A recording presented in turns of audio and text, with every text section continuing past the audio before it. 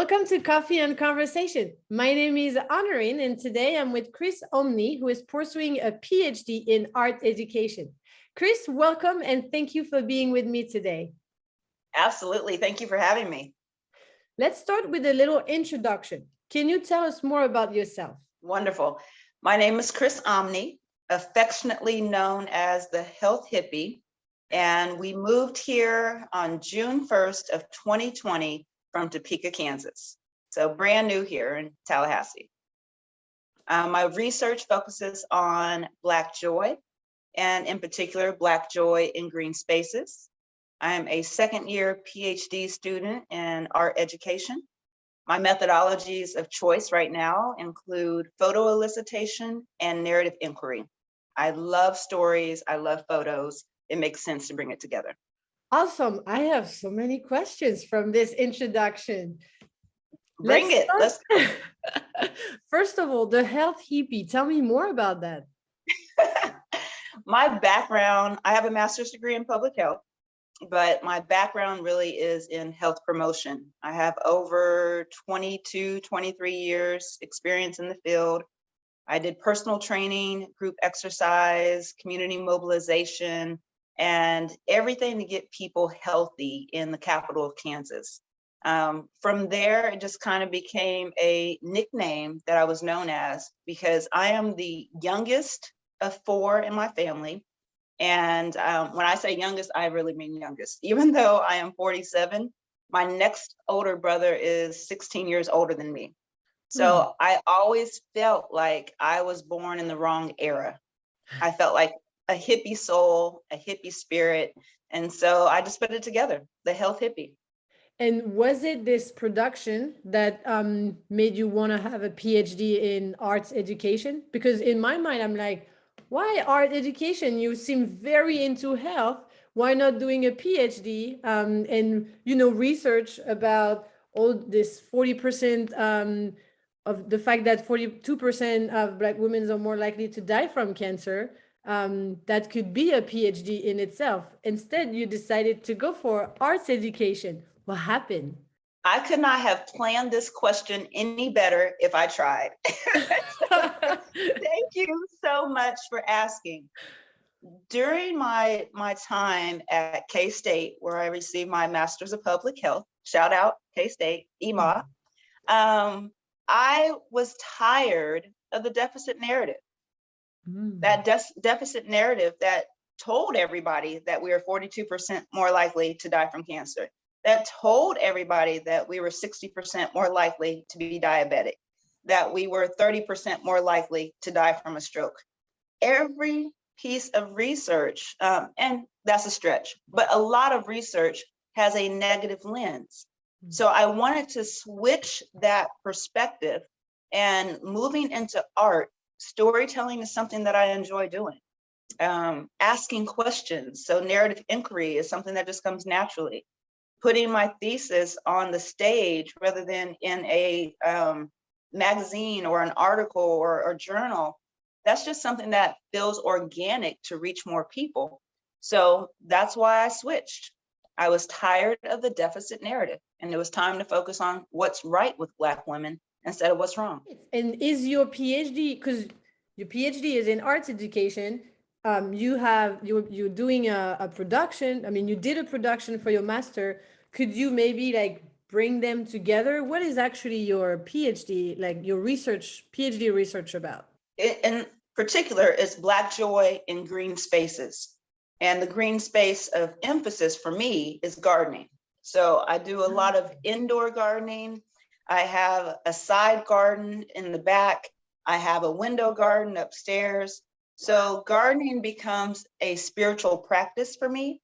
And my research is to accumulate stories about Black women and what they receive in these gardening spaces, and then to be able to share those stories and identify themes, because mine is spirituality in gardening. So identifying themes and sharing that. Oh, I love it. I love gardening. I grew up gardening. I'm from the farm in France, and everybody here in America talks about organic food, and I discovered I felt like I was discovering organic food in America when my whole life I was eating organic without knowing that it was organic, because we didn't talk about all of those terms. It was just tomatoes from the garden because it was cheaper than buying them at the supermarket. And Exactly. and so I think it's great that we put more emphasis today on gardening in your garden and going back to the roots basically. Absolutely. So this is why I do this work in specializing in Black women and joy in these green spaces, specifically gardening. But we just connected on a different level because my dad is where I got it from. So I love watching my dad garden, and then I call him up and get tips. And then he got it from his mom. And so I'm not going to give too much away because this is what I'm going to talk about in my TED Talk coming up in April. Oh, TED Talk. Wow. Congratulations. Thank you.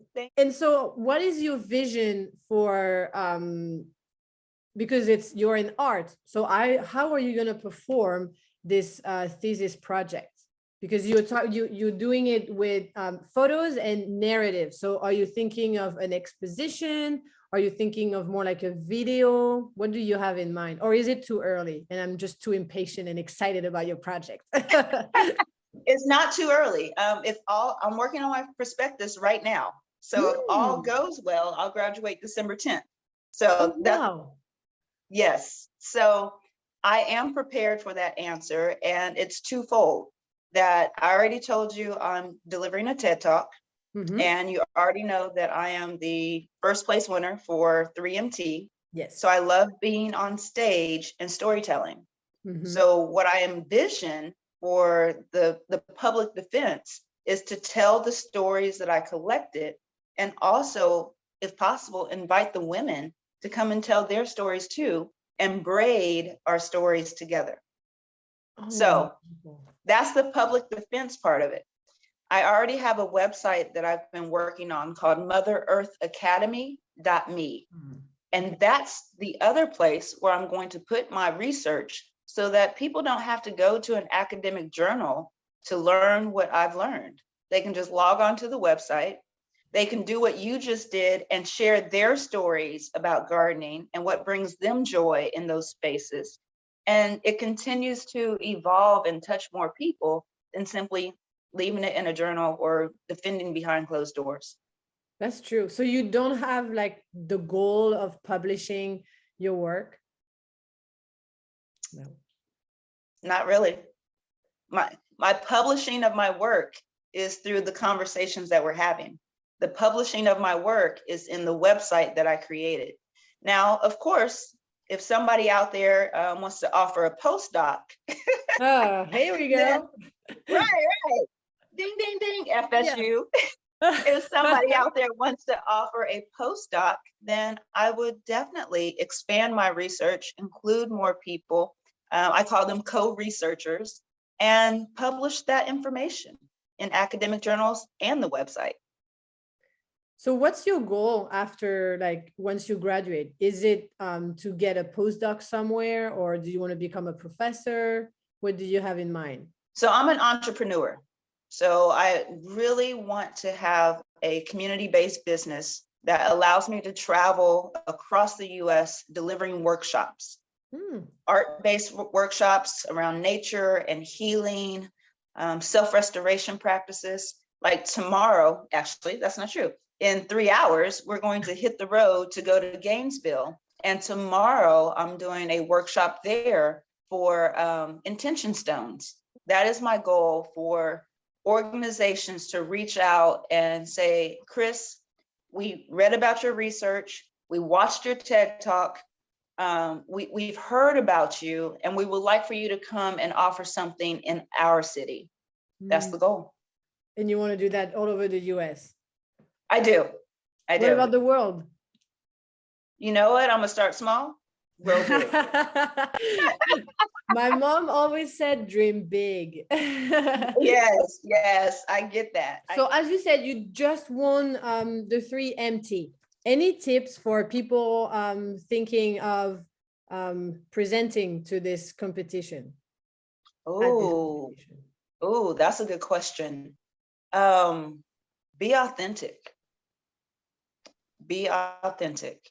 The judges will know, the audience will know, and your spirit will know whether or not it's something that really resonates with you, or you're simply doing it for a grade and a degree. So the most important thing is to be authentic. The second thing is to acknowledge that as long as you love what you did and you left it all out there on the stage, nobody can judge that. That's up to you. I like that. So I did not advance from the semifinals to the finals round. And I acknowledge I was very disappointed, very sad. I went back up to my hotel room. I even cried. I called my husband. I called my best friend, Felicia, and I talked to both of them. And they just said, let it out.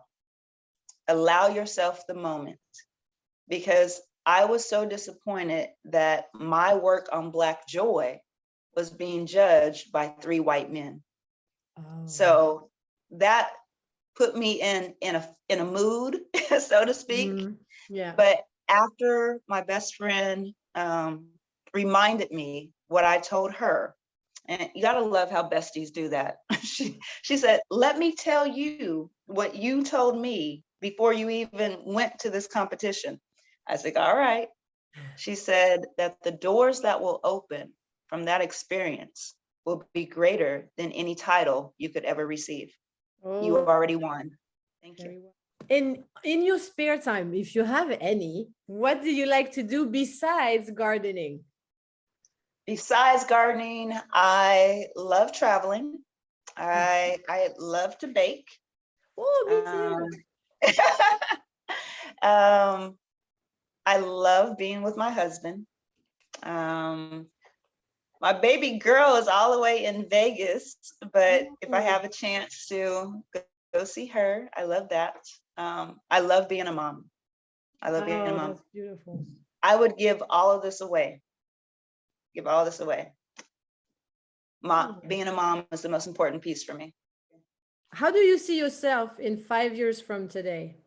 Still doing what I'm doing right now. I am living my life right now. Your last question was, if I ever have free time, what do I do? What's important to me is slowness. What's important to me is to create and hold spaces of healing and self-restoration. So I'm doing that right now. And I don't plan 5 years, 10 years out. Of course, I have a vision, don't get me wrong, but I live that vision now.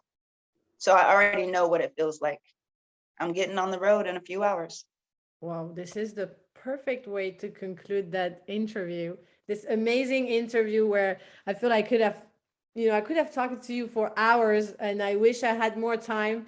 I wish you the best in everything. I wish you good luck for your talk tomorrow, and best of luck for your TED Talk. Thank you. I really hope you'll get whatever you want out of it, because you're doing beautiful things and you deserve beautiful things. Thank you so very much. I appreciate this time. Thank you for creating and holding space. You did that. I appreciate you. Thank you.